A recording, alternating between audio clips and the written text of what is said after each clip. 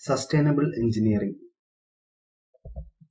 Today's first topic is Millennium Development Goals or MDG. 2000 September 2000 united നേഷൻസിന്റെ members ആയിട്ടുള്ള states, അതായത് members ആയിട്ടുള്ള countries എല്ലാം കൂടെ ഒത്തുകൂടിയിട്ട് ലോകത്തിലെ പോവർട്ടി, ഹങ്കർ, ഡിസീസ്, ഇല്ലിറ്ററസി, എൻവയോൺമെന്റൽ degradation and discrimination against women. Poverty ദാരിദ്ര്യം, ഹങ്കർ പട്ടിണി, ഡിസീസ് രോഗം, ഇല്ലിറ്ററസി നിരക്ഷരത, എൻവയോൺമെന്റൽ ഡീഗ്രഡേഷൻ പരിസ്ഥിതി നശീകരണം, ആൻഡ് ഡിസ്ക്രിമിനേഷൻ അഗൈൻസ്റ്റ് വിമൻ സ്ത്രീകൾക്കെതിരായുള്ള വിവേചനം. ഇവ എല്ലാം കൂടി സോൾവ് ചെയ്യാൻ, അല്ലെങ്കിൽ ഇവയ്ക്ക് എല്ലാത്തിനും എതിരെ പൊരുതാൻ വേണ്ടിയിട്ട് യുണൈറ്റഡ് നേഷൻസ് മെമ്പേഴ്സ് എല്ലാം കൂടെ ഒത്തുകൂടി അവരുടെ ഒരു ഡിക്ലറേഷൻ ഉണ്ടായിരുന്നു. അതായിരുന്നു United Nations millennium declaration.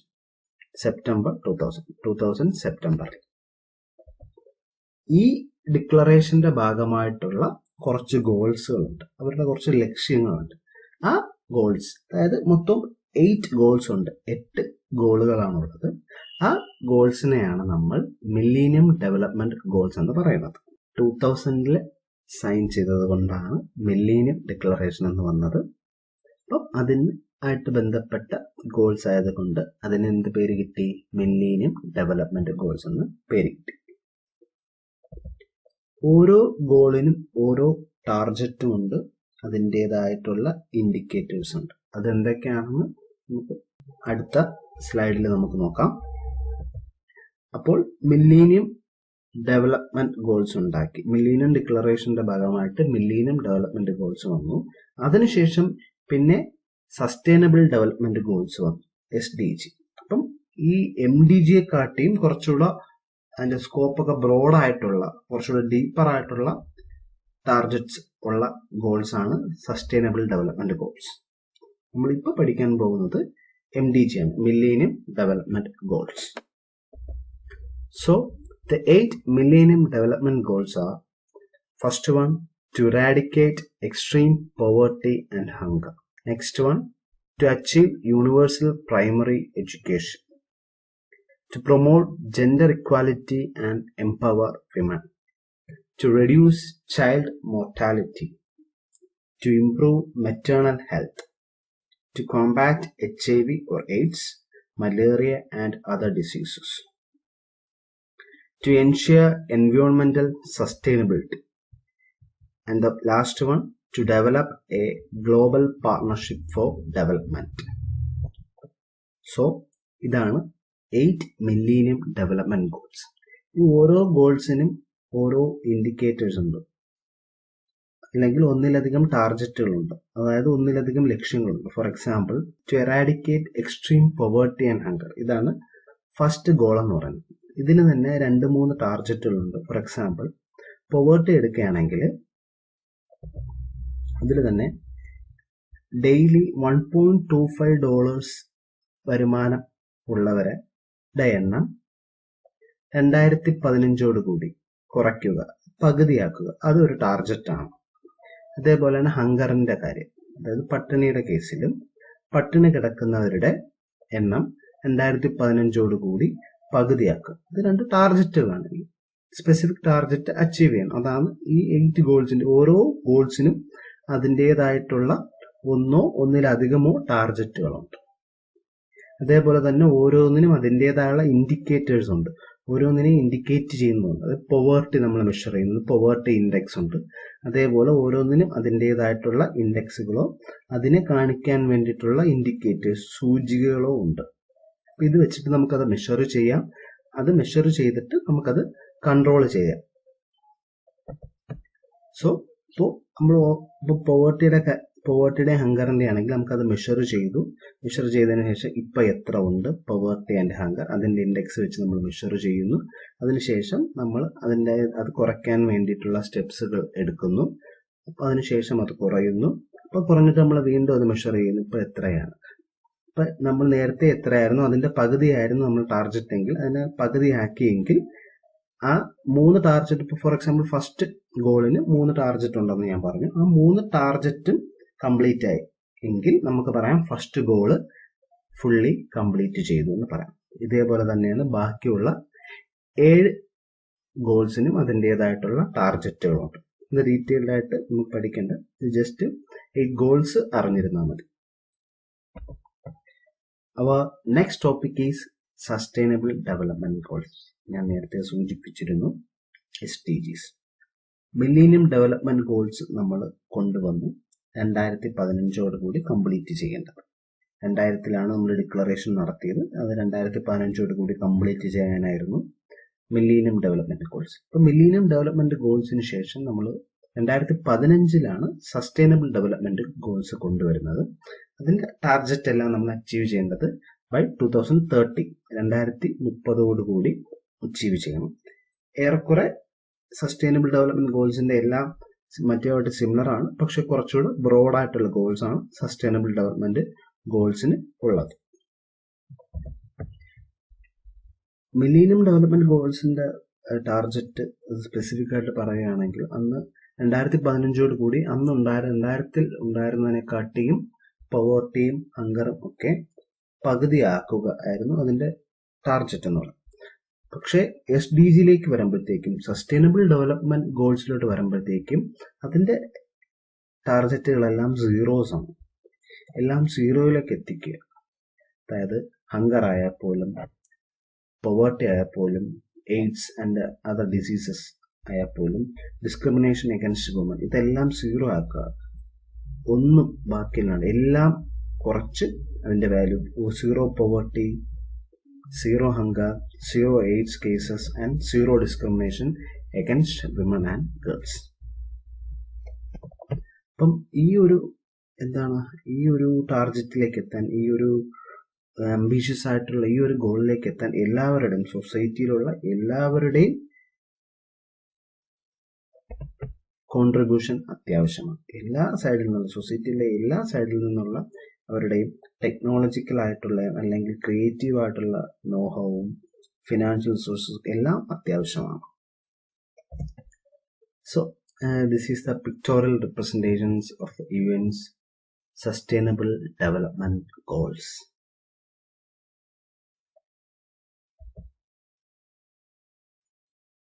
Here I have pointed out 17. Total there are 17 Sustainable Development Goals. Our next topic is Clean Development Mechanism. This is the last topic of the first module. അറ്റ്മോസ്ഫിയറിൽ greenhouse ഗ്യാസസിൻ്റെ concentration കുറയ്ക്കാൻ വേണ്ടിയിട്ട് united നേഷൻസിൻ്റെ ഒരു convention ഉണ്ട്. Conventions mean agreement, like an agreement. It is called United Nations Framework Convention on Climate Change, UNFCCC. It is an international environmental treaty. Treaty എന്ന് വെച്ചാലും agreement പോലെ തന്നെ somewhat more official. സോ ഇപ്പോൾ green house ഗ്യാസസിന്റെ concentration കുറയ്ക്കാൻ വേണ്ടിയിട്ട് ഒരു convention ഉണ്ടായി. 1992 അത് അഡാപ്റ്റ് ചെയ്തത്. അപ്പം യുഎന്റെ മെമ്പേഴ്സ് ആയിട്ടുള്ള, യുഎന്റെ എല്ലാ മെമ്പേഴ്സിന്റെ ആയിട്ടുള്ള കൺട്രീസിനെല്ലാം അവര് രണ്ടായിട്ട് ഡിവൈഡ് ചെയ്തു.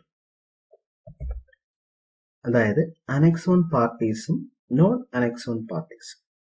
അനെക്സ് മീൻസ് ഒരു ലിസ്റ്റ് അല്ലെങ്കിൽ ഡോക്യുമെന്റ് നമുക്ക് ലിസ്റ്റ് ആയിട്ട് എടുത്തു. അതായത് ഫസ്റ്റ് ലിസ്റ്റിലുള്ള പാർട്ടീസും ആ ലിസ്റ്റിലില്ലാത്ത പാർട്ടീസും.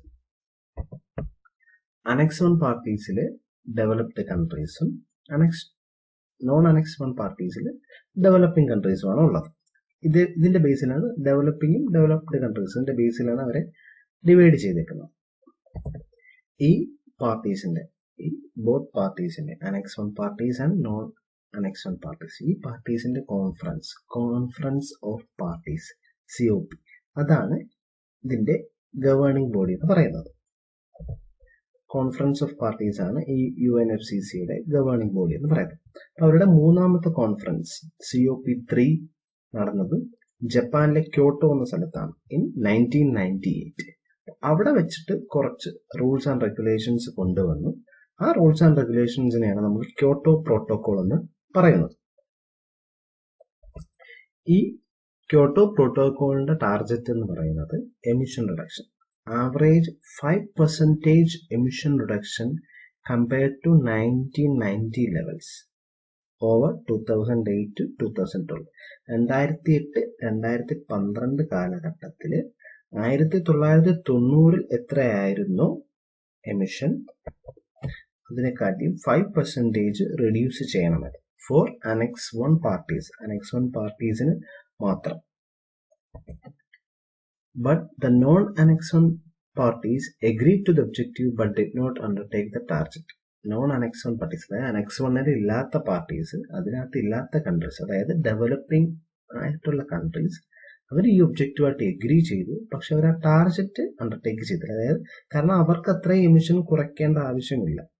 കൂടുതലും ഈ ഗ്രീൻ ഹൗസ് ഗ്യാസസിന്റെ എമിഷൻ, ഈ gases, green house gases, GHG gases കൂടുതലും പ്രൊഡ്യൂസ് ചെയ്യുന്നത് ഡെവലപ്ഡ് കൺട്രീസ് ആണ്. അവരാണ് ഇൻഡസ്ട്രിയലൈസ്ഡ് ആയിട്ടുള്ളത്. സോ അവരാണ് മാക്സിമം ഈ എമിഷൻ റെഡ്യൂസ് ചെയ്യേണ്ടത്. സോ അനെക്സ് 1 പാർട്ടീസ് ആ ഒബ്ജക്റ്റീവായിട്ട് എഗ്രി ചെയ്തു, പക്ഷെ ആ ഒരു പർട്ടിക്കുലർ ടാർഗറ്റ് അവർ ഏറ്റെടുത്തിട്ടില്ല. ആ ഏറ്റെടുക്കാത്തതിനുള്ള പ്രിൻസിപ്പിൾ തന്നെ ഈ ക്യോട്ടോ പ്രോട്ടോകോളിൽ ഡിഫൈൻ ചെയ്തിട്ടുണ്ട്. പ്രിൻസിപ്പിളാണ് principle of common but differentiated responsibility and respective capabilities. നമ്മുടെ ലക്ഷ്യം കോമൺ ആണ്, പക്ഷെ ഡിഫറൻഷിയേറ്റഡ് റെസ്പോൺസിബിലിറ്റി, പലർക്കും പല റെസ്പോൺസിബിലിറ്റി ആണ് ഉള്ളത്.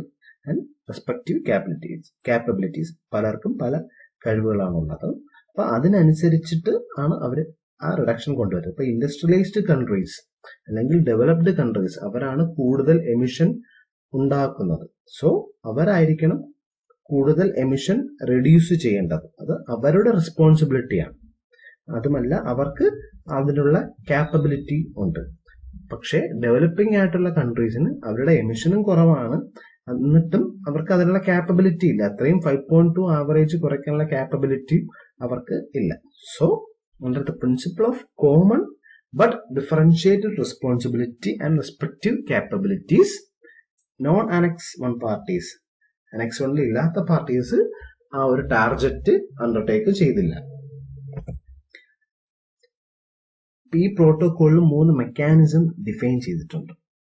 ഓരോ പാർട്ടീസിനും അവരുടെ ടാർഗറ്റ് മീറ്റ് ചെയ്യാനായിട്ട് അവർക്ക് കുറച്ചുകൂടെ ഫ്ലെക്സിബിലിറ്റി കൊടുക്കാൻ വേണ്ടിയിട്ട് 3 മെക്കാനിസം ഡിഫൈൻ ചെയ്തിട്ടുണ്ട്.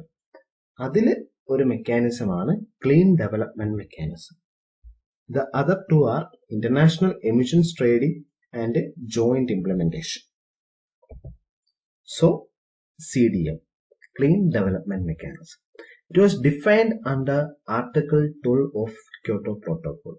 Kyoto Protocolന്റെ 12ാമത്തെ ആർട്ടിക്കിളിലാണ് ക്ലീൻ ഡെവലപ്മെന്റ് മെക്കാനിസം ഡിഫൈൻ ചെയ്തിരിക്കുന്നത്. ക്ലീൻ ഡെവലപ്മെന്റ് മെക്കാനിസം അല്ലെങ്കിൽ CDM മുന്നോട്ട് വെക്കുന്നത് എന്തെന്നാൽ അനെക്സ് 1 പാർട്ടീസ്, അതായത് developed countries or industrialised countries, അവർ ഡെവലപ്പിംഗ് കൺട്രീസിലെ ഗ്രീൻ ഹൗസ് ഗ്യാസസ് റെഡ്യൂസ് ചെയ്യാനുള്ള, ഗ്രീൻ ഹൗസ് ഗ്യാസസിന്റെ എമിഷൻ റെഡ്യൂസ് ചെയ്യാനുള്ള പ്രോജക്ട്സ് ഇംപ്ലിമെന്റ് ചെയ്യണം. അതായത് annex 1 parties, developed countries developing കൺട്രീസിൽ എമിഷൻ കുറയ്ക്കാനുള്ള പ്രോജക്ട്സ് ഇംപ്ലിമെന്റ് ചെയ്യണം. ഇതിന് അവർക്ക് അതിന്റെ ഫലമായിട്ട് അവർക്ക് ഈ developing countries certified emission returns കൊടുക്കും. അപ്പോൾ നിങ്ങൾക്ക് തോന്നാം, ഡെവലപ്ഡ് കൺട്രീസ് എന്തിനാണ് ഡെവലപ്പിംഗ് കൺട്രീസിൽ എമിഷൻ കുറയ്ക്കാനുള്ള പ്രോജക്റ്റ് ചെയ്യുന്നത്? അതായത് ഈ ഡെവലപ്ഡ് കൺട്രീസ് അവർക്ക് ആൾറെഡി അവരുടെ എമിഷന്റെ ലിമിറ്റ് കഴിഞ്ഞിട്ടുണ്ടാകും. സോ അപ്പം അവരുടെ റെസ്പോൺസിബിലിറ്റിയാണ് ഈ ഗ്ലോബൽ, ഈ എർത്തിലുള്ള വേൾഡിലുള്ള എമിഷൻ കുറയ്ക്കേണ്ടത് കൂടുതലും അവരുടെ റെസ്പോൺസിബിലിറ്റിയാണ്, ഡെവലപ്ഡ് കൺട്രീസിന്റെ. കാരണം എമിഷൻ കൂടുതലും ഉണ്ടാക്കിയത് അവരാണ്. സോ അവരുടെ റെസ്പോൺസിബിലിറ്റിയാണ് ഈ എമിഷൻ കുറയ്ക്കേണ്ടത്. അതുകൊണ്ട് അവർ ഡെവലപ്ഡ് കൺട്രീസ് ഡെവലപ്പിംഗ് കൺട്രീസിൽ ഇതേപോലുള്ള പ്രോജക്റ്റ് ഇംപ്ലിമെന്റ് ചെയ്യണം. അതിന് ഫലമായിട്ട് ഈ ഡെവലപ്പിംഗ് കൺട്രീസ് അവർക്ക് സർട്ടിഫൈഡ് എമിഷൻ റിട്ടേൺസ് കൊടുക്കും. അതായത് ഇത്രത്തോളം എമിഷൻ ഇവിടെ കുറഞ്ഞിട്ടുണ്ട്, അങ്ങനെ ഒരു ക്രെഡിറ്റ് ഡെവലപ്ഡ് കൺട്രീസിന് ഡെവലപ്പിംഗ് കൺട്രീസ് കൊടുക്കും. ആ ഒരു ക്രെഡിറ്റ് കിട്ടിയാൽ മാത്രമേ ഡെവലപ്ഡ് കൺട്രീസിന് അവരുടെ രാജ്യത്ത് എന്തെങ്കിലും പ്രോജക്റ്റ് ചെയ്യണം. ഒരു പർട്ടിക്കുലർ പ്രോജക്റ്റ് ചെയ്യാൻ ഡെവലപ്ഡ് കൺട്രീസിന് അവർക്ക് ഇത്രത്തോളം ഒരു പൊല്യൂഷൻ ഉണ്ടാക്കിയേക്കാം, ഇത്രത്തോളം ഒരു എമിഷൻ ഉണ്ടായേക്കാം. ഫോർ എക്സാമ്പിൾ 5.2% എമിഷൻ ഉണ്ടായേക്കും എന്ന് ഉള്ളൊരു പ്രോജക്റ്റ് ഉണ്ട്.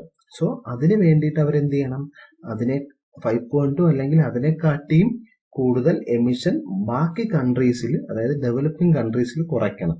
അതിന്റെ ആ ക്രെഡിറ്റ് അവർക്ക് കിട്ടണം. ആ ക്രെഡിറ്റിനെയാണ് സർട്ടിഫൈഡ് എമിഷൻ റിട്ടേൺസ് എന്ന് പറയുന്നത്. ഈ ഒരു ക്രെഡിറ്റ് കിട്ടിയാൽ മാത്രമേ അവർക്ക് ഇതേ കണക്ക് ഒരു പൊല്യൂഷൻ അല്ലെങ്കിൽ എമിഷൻ ഉണ്ടാക്കാൻ സാധ്യത ഉള്ള ഒരു പ്രോജക്റ്റ് സ്റ്റാർട്ട് ചെയ്യാൻ പറ്റത്തുള്ളൂ. Purpose of CDM. The first one is to assist Annex 1 parties in achieving compliance with their own quantified emission limitation and reduction commitments. അതായത് അവരുടെ എമിഷൻ ലിമിറ്റേഷൻ ഉണ്ട്, അവർക്ക് ആൾറെഡി ഒരു എമിഷൻ കൂടുതലാണ്, ഇൻക്രീസ്ഡ് എമിഷൻ ആണ്. ആ ഒരു ലിമിറ്റേഷനെ മാനേജ് ചെയ്യാൻ വേണ്ടിയിട്ടും അവരുടെ ആ റിഡക്ഷൻ കമ്മിറ്റ്മെന്റ് ഇത്രത്തോളം റിഡ്യൂസ് ചെയ്യണം എന്നുള്ള ആ ഒരു കമ്മിറ്റ്മെന്റിനെ ഹെൽപ്പ് ചെയ്യാൻ വേണ്ടിയിട്ട്. To assist non-Annex 1 parties in contributing to the convention's ultimate objective.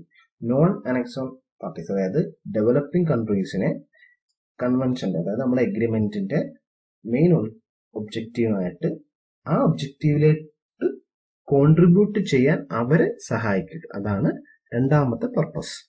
The final one is to assist non-Annex 1 parties in achieving sustainable development. Annex 1 parties, അതായത് ഡെവലപ്പിംഗ് കൺട്രീസിനെ സസ്റ്റൈനബിൾ ഡെവലപ്മെന്റ് അച്ചീവ് ചെയ്യാൻ assist ചെയ്യുക.